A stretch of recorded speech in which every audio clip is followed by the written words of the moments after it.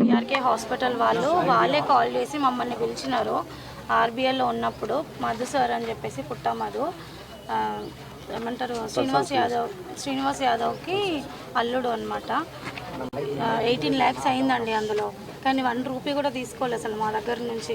మాకు రూమ్ కానీ అంతా ఫుడ్ అంతా వాళ్ళే చూసుకున్నారండి. 10 days అక్కడే ఉన్నాం మేము డాడీని తీసుకొని. అంటే ఇప్పుడు ఇండస్ట్రీ ఎక్స్పెక్ట్ చేస్తున్నాను.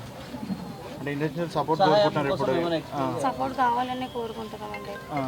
ఎందుకంటే ఇండస్ట్రీ నుంచి ఏం రాలేదు కాబట్టి.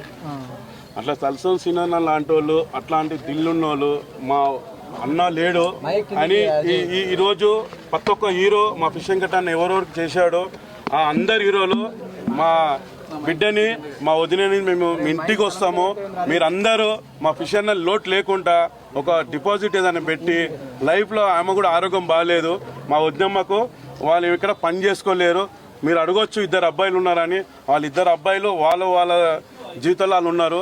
మాకు గ్యారంటీ లేదు మా కూతురికి మా వదినేకు. మీరు హీరోలు ప్రతి ఒక్కళ్ళు హెల్ప్ చేయాలి. ఇట్లా తలసాని సీనన్న ఒక 18 lakhs ఒక్క రూపాయి కూడా వాళ్ళని తీసుకోవద్దని వాళ్ళ అల్లుని చెప్పి పెద్ద హెల్ప్ చేశాడు. తలసాని సీనన్న మీలాంటి దిల్లున్న వాళ్ళు ఎప్పుడు మీరు లైఫ్ లాంగ్లో పదవిలో ఉండాలి, ఇలాంటి వాళ్ళు మీరు ఆదుకోవాలన్నా అని మాకు థ్యాంక్స్ అన్న. మీరు ఎప్పుడు మేము రుణవాడి ఉంటామన్నా. Thank you. అన్నకు మాకున్న అనుబంధం ఎట్లా అంటే ఒక అన్నదమ్ముల అనుబంధము. మేము పెద్దన్న లేక భావిస్తామైనాను.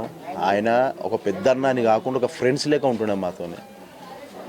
ఆయన మాకు ఆయన ఫిష్ వెంకటన్న కానీ నర్సింగ్ యాదవ్ కానీ వీళ్ళందరూ మాకు ఇన్స్పిరేషన్. మా ఇండస్ట్రీకి రావడానికి వీళ్ళని చూసి ఇండస్ట్రీకి రావడం జరిగింది.